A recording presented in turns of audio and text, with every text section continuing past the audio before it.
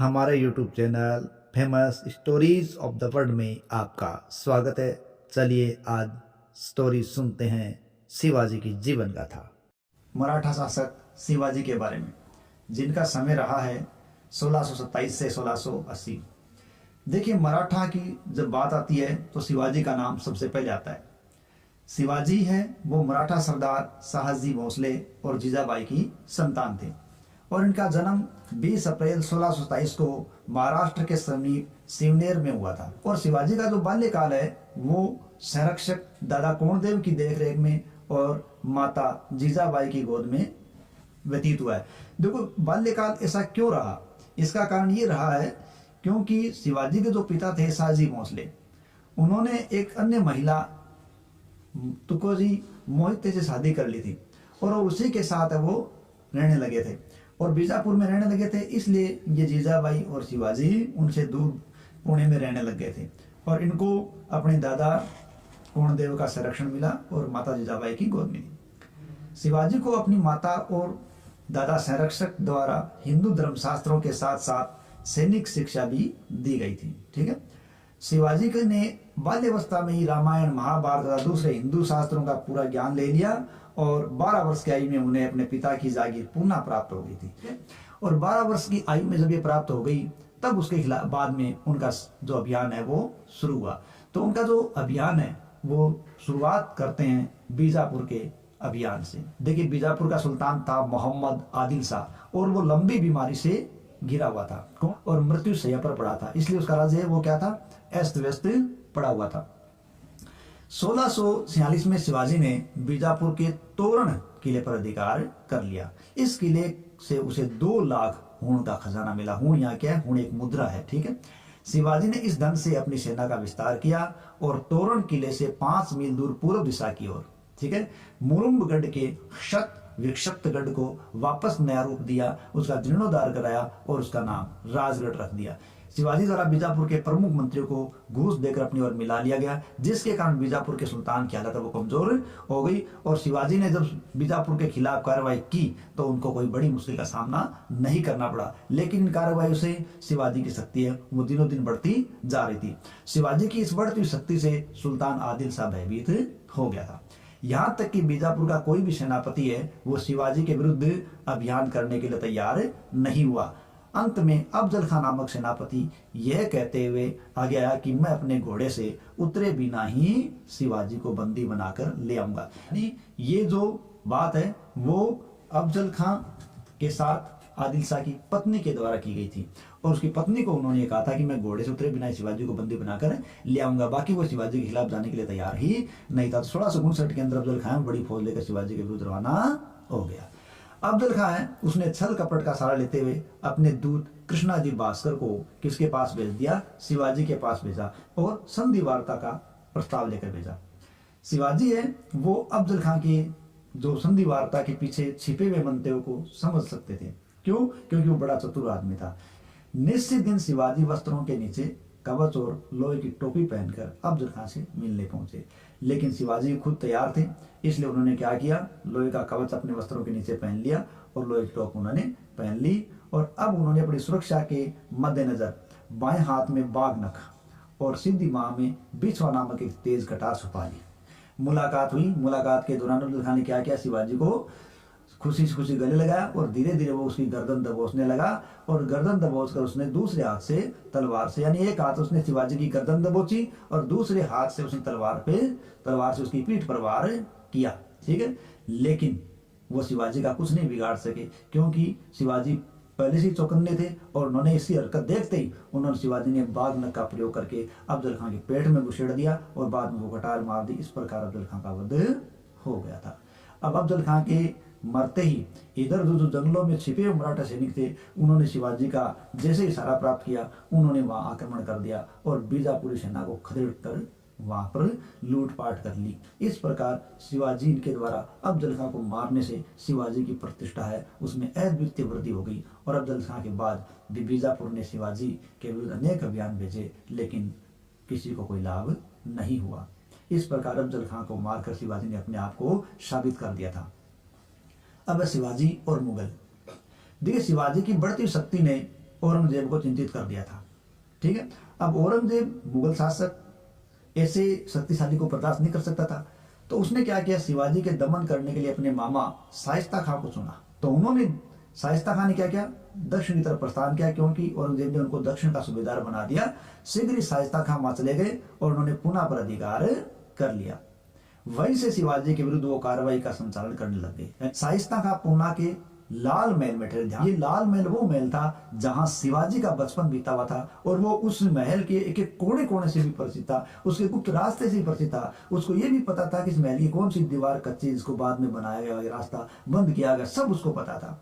तो ये यहाँ लगभग 2 साल तक शाइस्ता खां रहा था, जिसने पूना के इस लाल महल के अंदर को अपना केंद्र बना रखा था। एक दिन अचानक 15 अप्रैल 1663 की संध्या शिवाजी लगभग 400 सैनिकों के साथ पूना आ गए। जब वे शाइस्ता खां के निवास पर पहुंचे तो मुगल रक्षकों ने उनको रोक दिया, लेकिन शिवाजी ने, अन्य सैनिकों ने उनको ये कहा कि वो तो मराठे सैनिक हैं, लेकिन वो मुगलों के ही सैनिक है, मुगल सेना के ही सैनिक है, और मुगल सेना के वफादार अपने अपने स्थानों पर जा रहे हैं। ठीक है, इस प्रकार किसी को कोई शक नहीं हुआ और अर्धरात्रि के समय शिवाजी ने अपने सैनिकों के साथ शाइस्ता खां के डेरे पर मारकाट शुरू कर दी। इस मारकाट में शाइस्ता खां भाग रहा था, तो उसको भागते हुए उसकी एक अंगुली कट गई, किंतु रात्रि का अंधकार का फायदा उठा भागने में कामयाब हो गया। लेकिन उस संघर्ष के अंदर काफी मुगल सैनिक भी मारे गए थे, और उसके शाइस्ता खां का एक पुत्र, 6 पत्नी और अन्य लोग मारे गए। इस अभियान की जानकारी जब औरंगजेब को मिली कि शाइस्ता खां इस प्रकार जान बचाकर भाग गया, असफल हो गया, तो बड़ा क्रोधित हुआ। उसने शाइस्ता खां को उसकी असफलता का दंड देने के लिए बंगाल भेज दिया। यानी अब शाइस्ता खां को किधर भेज दिया गया, बंगाल। ठीक है, शाइस्ता खां के बाद औरंगजेब ने शिवाजी के दमन के लिए किसको चुना, अब शहजादा मुअज्जम, और उसके साथ जा रहे मारवाड़ के शासक जसवंत सिंह, ये जा रहे। लेकिन वे भी इस काम में असफल रहे, क्योंकि दोनों की कोई दिलचस्पी शिवाजी के अंदर नहीं थी। इसे शिवाजी का हौसला बढ़ गया और वह निर्भय होकर मुगल प्रदेशों में लूटपाट करने लग गए। जनवरी 1664, ये एक बड़ी इतिहास की जबरदस्त तारीख है। जनवरी 1664 में शिवाजी ने सूरत जैसे एक समृद्ध शहर को लूटा। किसको लूटा, सूरत जैसे एक समृद्ध शहर को उसने लूटा, और वहां से उसे काफी धन संपत्ति प्राप्त हुई, और 1 करोड़ रुपए के लगभग उसे आभूषण रत्न आदि हाथ लगे थे सूरत से। तो ये औरंगजेब के लिए बड़ी चोट वाली बात थी। अब औरंगजेब ने आमेर के कुशल राजनीतिज्ञ, कूटनीतिज्ञ मिर्जा राजा जय सिंह को बुलाया, और उसके सेना नायक दिलेर खां और ताज खां को भेज दिया। यानी अब औरंगजेब ने किसको भेज दिया, कूटनीतिज्ञ मिर्जा राजा जय सिंह जो आमेर के थे, उनके साथ सेना नायक दिलेर खां और ताज खां को भी भेज दिया। अब मिर्जा राजा जय सिंह ने कहा कि हम शिवाजी को वृत्त के घेरे की तरह बांध लेंगे। कूटनीतिज्ञ जय सिंह ने ऐसा ही किया। उसने शिवाजी के विरोधियों का पता लगाया, उनको प्रलोभन दिया, अनेक मराठों को प्रलोभन देकर अपने अधीन कर लिया, अपने पक्ष में कर लिया। इस प्रकार मराठा राज्य पर आक्रमण करते उन्होंने शिवाजी को पुरंदर के किले में घेर लिया। इस प्रकार पुरंदर के किले में जब शिवाजी गिर गए तो उनको मजबूर होकर जून 1665 में जय सिंह के साथ पुरंदर की संधि करनी लगी। अब इस संधि में क्या क्या शर्तें ऐसी थी, देखिए, इस संधि के तहत मुगलों को 23 दुर्ग देने थे। यानी 23 दुर्ग जो शिवाजी के पास थे वो उन्होंने मुगलों को देने स्वीकार कर लिए, और आवश्यकता पड़ने पर बीजापुर के विरुद्ध मुगलों की सहायता करने का आश्वासन भी शिवाजी ने दिया। हाँ, इस संधि में यह बात शामिल थी कि शिवाजी को व्यक्तिगत रूप से दरबार में उपस्थित होने के लिए कभी बाध्य नहीं किया जाएगा। ठीक है, और जब ये संधि हुई थी तो फ्रांसीसी यात्री बर्नियर मौजूद था। संधि की धाराओं में यह स्पष्ट उल्लेख था कि शिवाजी को मुगल दरबार में उपस्थित होने के लिए बाध्य नहीं किया जाएगा, लेकिन उसके बावजूद भी क्या ने शिवाजी को आगरा चलने के लिए तैयार कर लिया। अब संभवतः शिवाजी ने भी मुगल दरबार से संपर्क तथा उत्तरी भारत की स्थिति को जानने के लिए इस मुलाकात को एक अच्छा अवसर समझा होगा, और उसने मुगल दरबार में जाने के लिए हाँ भरी होगी। और मई 1666 में शिवाजी आगरा के मुगल दरबार में उपस्थित हुए। यहाँ ध्यान रखें, मिर्जा राजा जयसिंह खुद उनके साथ नहीं थे, उनके पुत्र राम सिंह उनके साथ थे। ठीक है, वो दक्षिण में ही रह गए। इस प्रकार शिवाजी कहाँ पहुंचे, मुगल दरबार में कहाँ पहुंचे, आगरा। वहां आगरा में औरंगजेब ने शिवाजी को उचित सम्मान नहीं दिया, बल्कि उनके प्रति एक रूखा व्यवहार किया और मनसबदारों की तीसरी पंक्ति में खड़ा कर दिया। शिवाजी ने जब देखा कि जसवंत सिंह है उनके सामने खड़ा है तो वो दुखी हो गए, क्योंकि शिवाजी है वो उनके आगे वाली पंक्ति में खड़े थे, उनके पीछे जसवंत सिंह आगे खड़े हैं, शिवाजी पीछे खड़े हैं। तो शिवाजी को सामने। दूसरी बात, ये जसवंत सिंह को अन्य सेनानायकों को पुरस्कार बांट रहे हैं औरंगजेब, उन पुरस्कारों से शिवाजी की तरफ कोई ध्यान नहीं दिया गया। इसके अलावा उपेक्षा भरी दृष्टि औरंगजेब के द्वारा शिवाजी की तरफ डाली जा रही थी, तो इससे शिवाजी को अच्छा नहीं लगा और उन्होंने क्या कह दिया कि जिस जसवंत सिंह की पीठ मेरे सैनिकों ने देखी थी, मुझे उसके पीछे खड़ा होना पड़ रहा है, ये कहा। दरबार में उनको सम्मानजनक व्यवहार नहीं मिला तो वो नाराज हो गए और वहां से वो उस दरबार से बाहर आ गए। ठीक है, और बाहर आए तो मिर्जा राजा जयसिंह के पुत्र राम सिंह भी उनके साथ बाहर आए और वो बाद में औरंगजेब के कहने पर राम सिंह है वो क्या किया, उन्होंने शिवाजी को अपने निवास पर ले गए। तो इस प्रकार वो राम सिंह के निवास पर आ गए। औरंगजेब ने शिवाजी को जयपुर भवन में बंदी बनाने का मानस बना दिया और बाद में उन्होंने जयपुर भवन में बंदी भी बना लिया, उनको मार डालने का निश्चय किया गया। लेकिन शिवाजी ने हिम्मत से काम लिया, धैर्य से काम लिया और अपना धैर्य नहीं खोया। उन्होंने एक चाल चली, वो बीमार होने का बहाना करने लगे और इस बीमारी को दूर भगाने के लिए उन्होंने दुख परंपरा के अनुसार दीन दुखियों को मिठाई फल आदि दान भेजना शुरू कर दिया। इस प्रकार दीन दुखियों के लिए बंदी गृह से रोज क्या जाने लगे, मिठाई फल आदि जाने लगे। तो ये बहुत बड़ी बड़ी मात्रा में जाते थे, ये बड़े बड़े टोकरे मिठाई फलों के जाते थे। जब ये बाहर जाते थे टोकरे तो पहरेदार है उन टोकरों की जांच पड़ताल करते थे, लेकिन ये काम जब लगातार चलने लगा तो वो जांच करने वाले इस जांच के प्रति लापरवाह हो गए और ऐसा ही मौका कौन ढूंढ रहे थे, ऐसा ही मौका शिवाजी ढूंढना चाह रहे थे। ठीक है, तो उन्होंने क्या किया, उन्होंने एक दिन अवसर देखकर शिवाजी ने अपने पुत्र संभाजी को साथ लिया और फल के टोकरों में बैठ गए और बंदी गृह से टोकरों के अंदर बैठकर बाहर निकल गए। अब वो बाहर निकले तो पीछे से लोगों को शक न हो, इसके लिए उन्होंने क्या किया, अपने सौतेले भाई हीरोजी को उनको कंबल उड़ाकर लिटा दिया ताकि लोगों को ये रहे कि शिवाजी यहाँ लेटे हुए। इस प्रकार वो निकल भागे। अब बंदी जीवन से वो भागे तो महाराष्ट्र की तरफ आने गए, मेरठ की तरफ निकले ताकि सेना उनको पकड़ने के लिए पीछे आए तो महाराष्ट्र में ढूंढे, उल्टी दिशा में ढूंढे और मेरठ पहुंचकर वो लुटते पिटते किसी प्रकार वो बाद में महाराष्ट्र पहुंचे। इस प्रकार वो बंदी गृह से निकलने में आसानी से कामयाब हो गए। लेकिन इन यात्राओं के दौरान, इस संघर्ष के दौरान है उनका जो स्वास्थ्य था वो धीरे धीरे काफी गिरने लगा था। उधर नया मुगल सूबेदार मुअज्जम बना, वो आराम तलब था और उसका सहयोगी था जसवंत सिंह, वो शिवाजी से सहानुभूति रखता था और दोनों इस समय युद्ध करना नहीं चाहते थे। 1667 में क्या हुआ, 1667 के अंदर जसवंत सिंह की मध्यस्थता से मुगलों और मराठों के बीच एक संधि हो गई। इस संधि के अनुसार क्या हुआ कि औरंगजेब ने शिवाजी को स्वतंत्र शासक के रूप में स्वीकार कर लिया और उसे एक राजा की उपाधि दे दी। ये बात कब की है, 1667 की। इस संधि के बावजूद औरंगजेब शिवाजी के विरुद्ध चाल चलने से बाज नहीं आया। इस कारण 1770 में शिवाजी ने सूरत को पुनः लूटा और अपने खोए हुए प्रदेशों पर अधिकार करना उसने शुरू कर दिया और कहते हैं कि लगभग 66 लाख रुपए का धन उस समय उसे प्राप्त हुआ था। कितना, 66 लाख का। अब है राज्याभिषेक। देखो शिवाजी ने क्या किया, अब अपना राज्याभिषेक करवाने का प्रयास किया, लेकिन महाराष्ट्र के जो ब्राह्मण थे उन्होंने इनका राज्याभिषेक करने से मना कर दिया। क्यों कर दिया, उन्होंने कहा कि ये क्षत्रिय नहीं है, ये कहते मना कर दिया। तब शिवाजी ने क्या किया, बनारस के प्रसिद्ध ब्राह्मण, ठीक है, गंगा भट्ट के पास बात पहुंचाई। उन्होंने जून 1674 में आकर राजधानी रायगढ़ में किसका राज्याभिषेक किया, शिवाजी का राज्याभिषेक किया। इस प्रकार गंगा भट्ट नामक ब्राह्मण ने बनारस से आकर शिवाजी का राज्याभिषेक रायगढ़ में जून 1674 में किया और ठीक है, छत्रपति, हिंदू धर्मोद्धारक, गो ब्राह्मण प्रतिपालक आदि की उपाधियां शिवाजी ने उस समय धारण की थी। शिवाजी के अंतिम दिन बड़ी चिंता में डूबे थे। क्यों, क्योंकि एक तरफ तो वे अपने पुत्र संभाजी के मुगलों की शरण में जाने के कारण दुखी थे।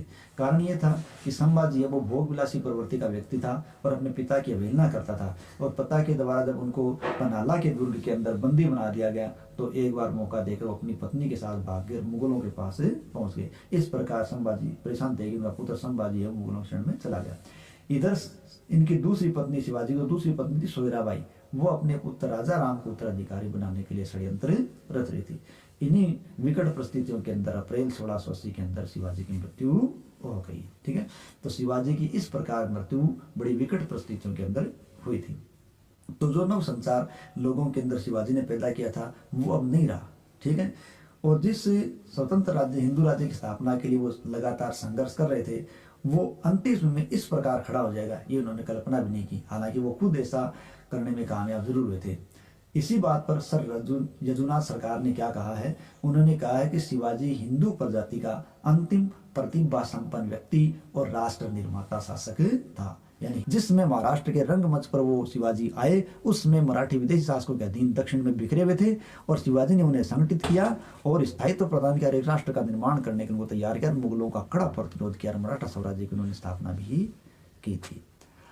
नेक्स्ट हम देखते हैं शिवाजी की धार्मिक नीति। ठीक है, देखिए विद्वान ब्राह्मणों को प्रोत्साहन देने में शिवाजी अग्रणी थे और उसके लिए उन्होंने एक अलग पृथक धनराशि की व्यवस्था भी कर रखी थी। हिंदू होने के कारण शिवाजी एक धर्म सहिष्णु शासक भी थे। उन्होंने अपनी मुस्लिम प्रजा को विचार और नमाज की पूरी स्वतंत्रता दे रखी थी, यानी धर्मनिरपेक्ष की तरह काम करते।